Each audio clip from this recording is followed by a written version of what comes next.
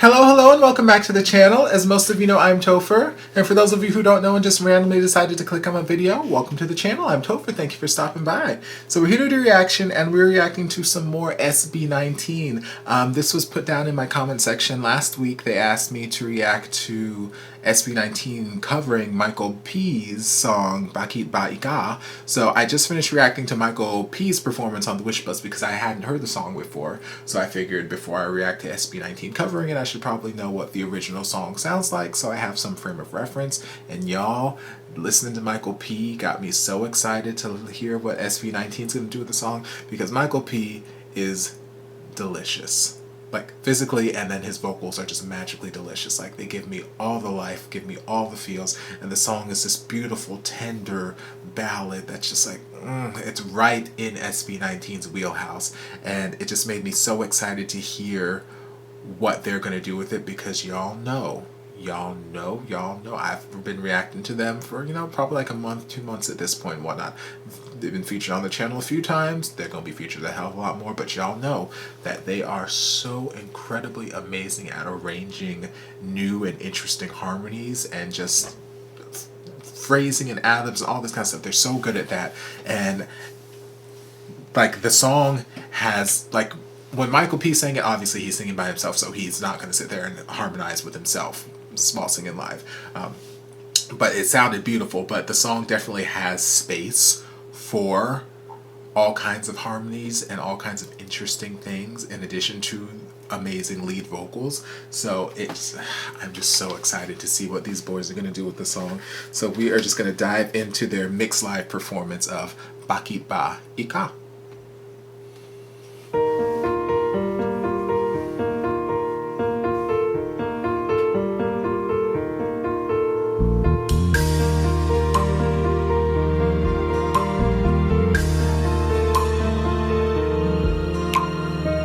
Mula ng aking masilayan, tinataglay mong kagandahan. Di na maawan ang puso, sa'yo ay magmahal. Laman ka ng puso't isipan, di na kita maiiwasan. Pag-ibig ko sana ay pagbigyan. Bakit ba ikaw ang naiisip ko at di na mawala-wala pa? Kahit na alam ko na ang puso mo may mahal na ngang iba, ayaw nang paawat ng aking damdamin. Tunay na mahal ka na, sana'y hiyaan mong ibigin kita. Maghihintay pa rin at aasa. Transition was beautiful. Oh, come on, bass. Ooh, come on, bass. Siguro nga matatawa ka. Okay. Alam mong nadarama. Hey. Aking sinta, di ko na mamabalik. Hey. Ibuting kita, yeah. Kahit wala pag-asa, yeah. Ooh, I heard that head voice still. Sa lahat ng alaala, aking matay lagi. Hey. Di marunong makisama. Y'all better harmonize this rap. Di marunong makisama. O bakit Ooh, bass, come on, bass. isip ko di na mawala-wala pa. Kahit na alam ko na ang puso mo. This chord is beautiful. Ayaw na paawat ng aking damdamin. Tunay na mahal ka na, sana'y hayaan mong ibigin kita. Maghihintay pa rin at aasa.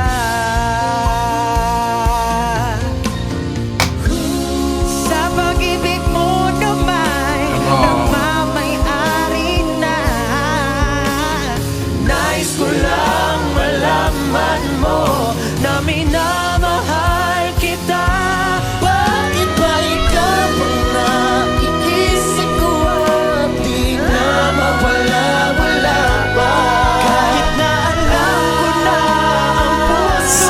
That's how I needed Tila Luha's note to go. Ayaw na paawat ng aking damdamin. Tunay na mahal ka na. Sana'y hayaan Proud with it. ibigin kita. Maghihintay pa rin at aasa.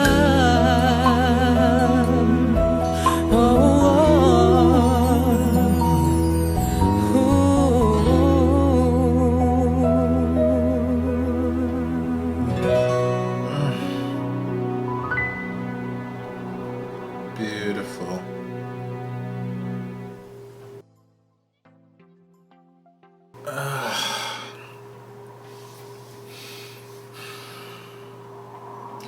Like, they did everything I hoped they would do with the song and more. Like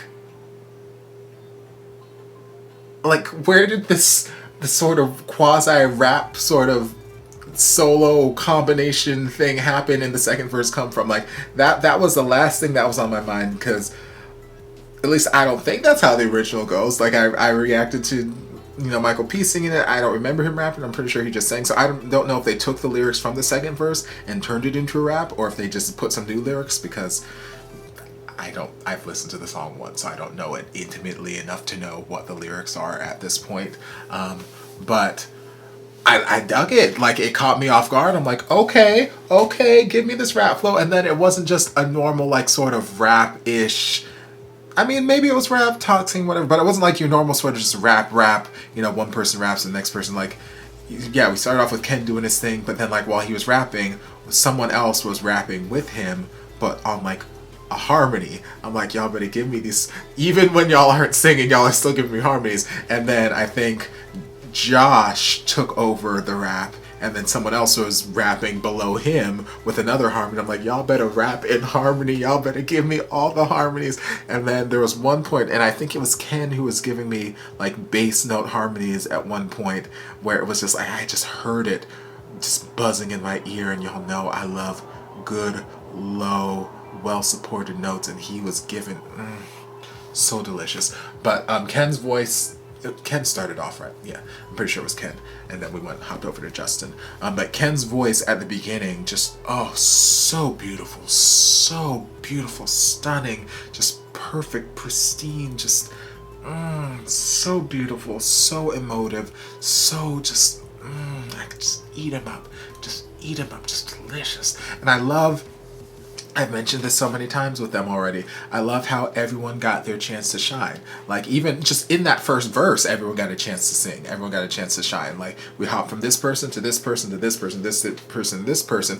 Everybody got a chance to sing within the first song, or within the first verse. And then it just continued that trend all the way throughout. Then they did the typical SB19 where, like, okay, now everybody's got their chance to sing. Now we're going to have you take the lead, you harmonize with them, and then us three, we're going to do some other fun little chord ooh or something in the background underneath these two. Then now I'm going to hop off this chord and I'm going to hop on this harmony, while this person over here hops on another harmony, and this person's going to take the melody, and then y'all sit there and ooh or ah or whatever, and like just the interesting combinations, the interesting additions, and like I love it. That's one of the things I love about them, aside from their amazing work ethic. And you can tell that they work so hard at their craft. And I've said it before and I'll say it again, like, they work so hard. Ever since I watched that one video where it was just like an interview with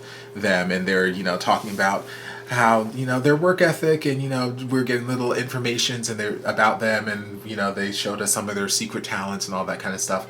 Like, ever since I watched that video, like, it's just one of those things that's stuck in the back of my mind anytime I watch them, anytime I react to them, just how hard they actually work. And they don't just rest on their laurels. They don't just rest on the fact that they have good voices. They don't rest on the fact that they have popularity right now. They don't rest on the fact that they're beautiful men. Like, they don't rest on any of that. They just work, they work. And they actually came to mind earlier today, because I was on Facebook and just looking at videos and whatnot, and an old performance of Tina Turner's popped up. and it was her back in the day, young Tina Turner, back when she was touring with Ike, and you know, they were doing Rolling on the River. And just the level of energy that she and her dance, like they came out dancing. They came out dancing and they were giving you all the choreography, all the energy. They never failed or faltered for a minute. They never let up. And then they went straight into singing, singing and dancing, singing, dancing, singing and dancing. And like their vocals never faltered, none of that. And I just sat there and watched and I was like, wow, they don't make a lot of performers like this anymore, because like back then, like you didn't have a choice. Like there wasn't all this lip syncing, there wasn't auto-tune, there wasn't, you know, all this kind of stuff. Like you didn't have a choice. Like you had to go out there and you had to slay every time. You had to have the endurance, you had to have the stamina to be able to dance, sing, and do all this other stuff and give these people a show every single time. And your voice better sound just as good, if not better, than the record. Like they didn't have a choice back then. And there's so many artists from back then who were, you know, of that same sort of caliber and even better, who like they didn't have a choice. There wasn't any of this, you know, hide behind this, hide behind that. Like you had to just go up, and show out. And there are some artists like that today who still have that sort of work ethic. Beyonce very much, although yeah, there are times where, you know, she's got her backing tracks or she's got her tracks that she might be singing to and whatnot, but she still has incredible work ethic where she's going to give you a performance, she's going to give you vocals, she's going to give you choreography, she's going to give you something to watch and something to listen to. And there's so many a couple other modern day artists who have that same sort of work ethic where it's not just, yeah, I have a hit right now and that's cool, I'm just gonna, you know, ride this wave. Like no, they work, and they make sure that even when they're on top, they're gonna stay on top. When they're on top, they're gonna take top to another level. And SB19, I said all that to say that SB19 just has that same sort of work ethic. So they came to mind when I was watching that Tina Turner video, because I was just going through my head of a list of artists who have that similar, who give me that similar sort of feeling whenever I watch them perform, whether it's dancing or singing, whatever. And SB19 always gives me that thought process about how hard they actually work and how much time and effort they put into their craft, and it shows amazingly. I love how the whole video was shot. Like the camera work was just like going round and round them at times, and like they would walk around and switch positions. Like it just felt like it didn't feel like a formalized performance. It felt like we were just being let in on this sort of like rehearsal almost, or like this private moment that they were just having. They were just singing, jamming, having a good time, and we got to witness it. And I love that aspect of it.